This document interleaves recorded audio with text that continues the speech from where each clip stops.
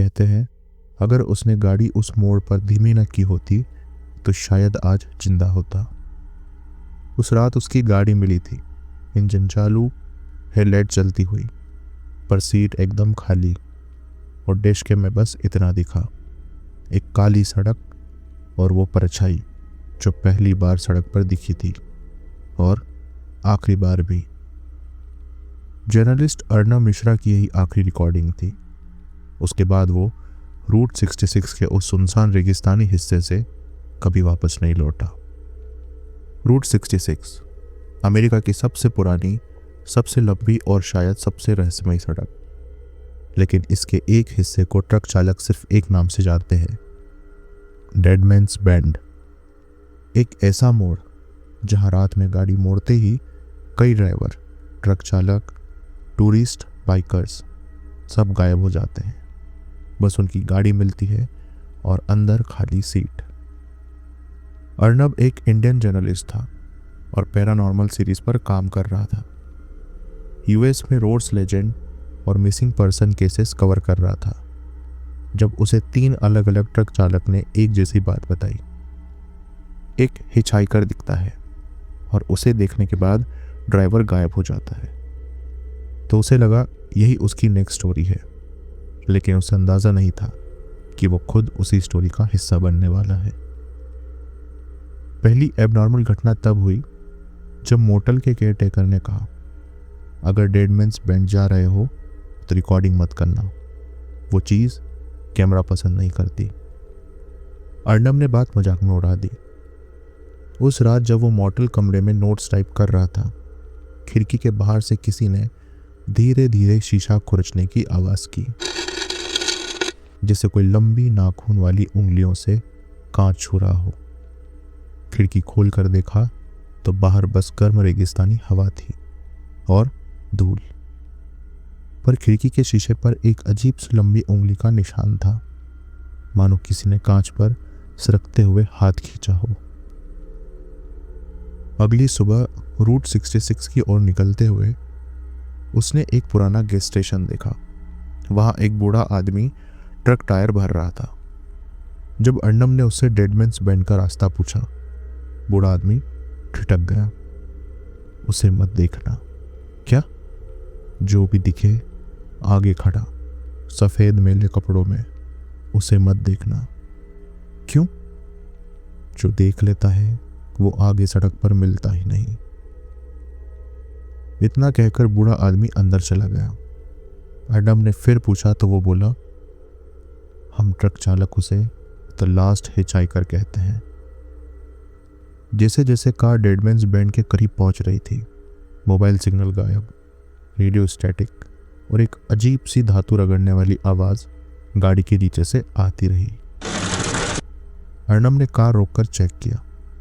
नीचे कुछ नहीं था, पर जैसे ही रिकॉर्डिंग चालू की, हवा में विस्परिंग सुनाई दी, टर्न अराउंड, टर्न अराउंड। सुनने में लगा जैसे हवा नहीं, कोई इंसान बहुत पीछे से बोल रहा हो।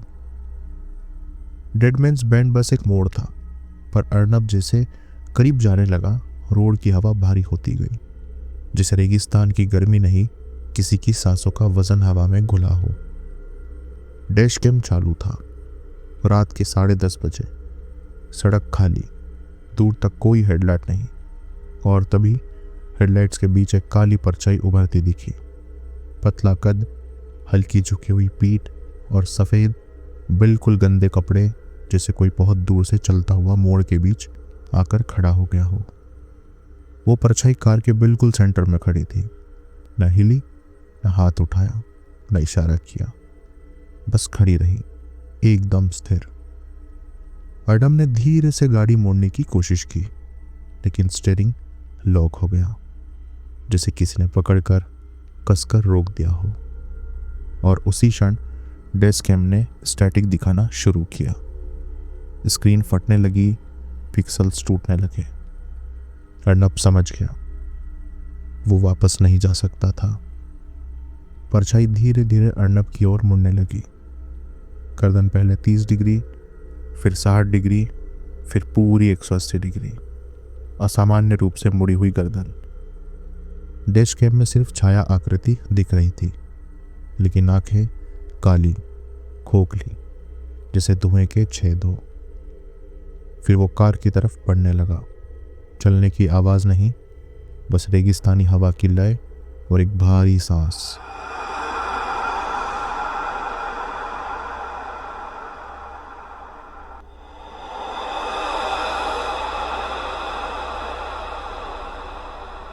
जैसे जैसे वो करीब आया, अर्नब की रिकॉर्डिंग में एक पैटर्न दिखने लगा। जब भी वो 2 कदम चलता, डैश कैम अपने आप जूम इन कर लेता, बिना किसी कमांड के। अर्नब चिल्लाया, who are you, what do you want? और जवाब में वही भारी सांस।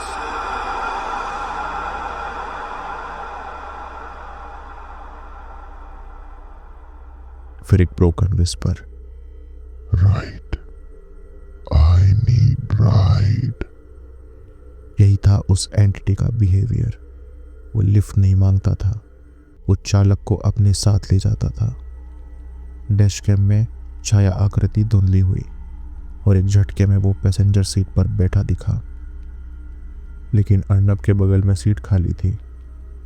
डैश कैम झूठ दिखा रहा था या सच, जिसे आंखें नहीं देख सकती थी।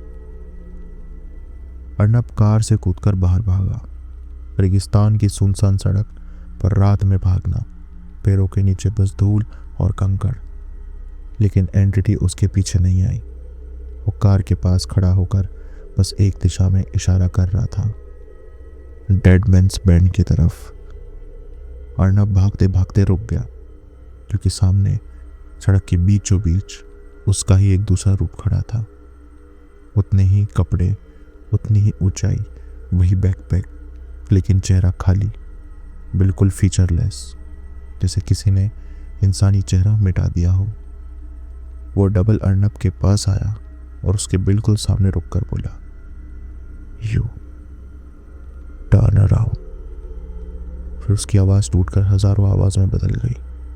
ट्रक चालक, टूरिस्ट, बाइकर्स, हर वो इंसान जो गायब हुआ था, सबकी दबी हुई फंसी हुई आवाज़ें। अब तू भी आएगा, अब तू भी आएगा हमारे साथ। अगले ही पल वो डुप्लीकेट धुएं में बदलकर अर्नब की ओर झपटा। डैश कैम रिकॉर्डिंग अचानक ब्लर हुई, ऑडियो डिस्टॉर्ट हुआ और आखिरी आवाज सिर्फ ये थी,